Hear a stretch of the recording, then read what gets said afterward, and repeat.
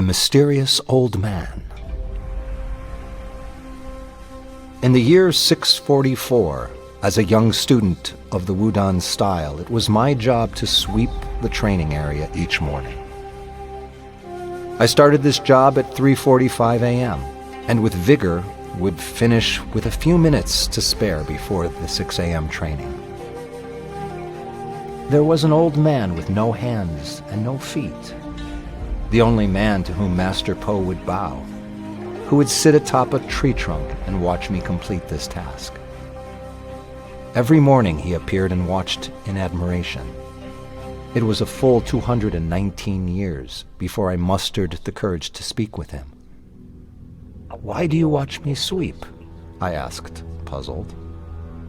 "Ah, young Cobra, what better unison of the hands and the feet than sweeping a floor? If you were in my position, you would savor the task," he replied. I looked at the stumps where his hands and feet once were, then looked up at him. He knew what I wanted to ask, but I was afraid to appear disrespectful. Truly, it was none of my business. Curiosity got the better of me. "What happened to you?" I said, looking towards the ground. I was sure he was contemplating reprimanding me. I was pleased when he began to speak. "Wudan was not always such a peaceful place," he began. "Warring tribes fought for this mountain's power, and strange creatures lurked in every corner. Before myself and a few brave others, including Master Po, banished them from the mountain. While fighting bandits near the Yushu River, a water snake grabbed my right foot and began to pull me under.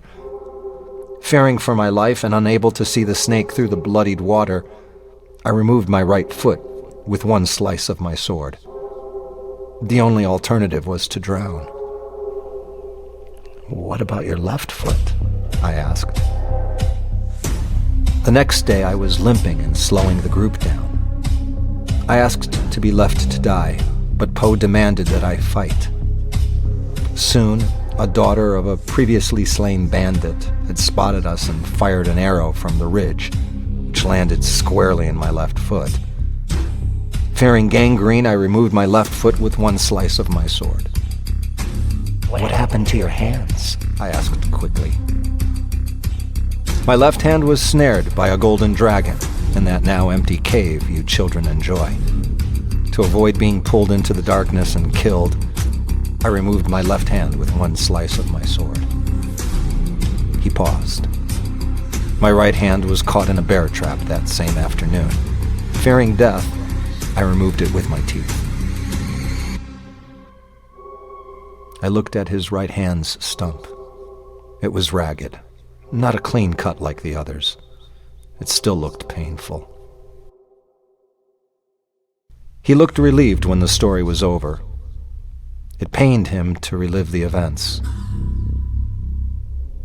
He took a sigh of relief and moved his gaze from me back over to the floor I was sweeping. I, however, was confused. "How did you find the strength to remove limb after limb in such gruesome fashion? I don't think I could do that." He smiled. "Well, then you would be dead.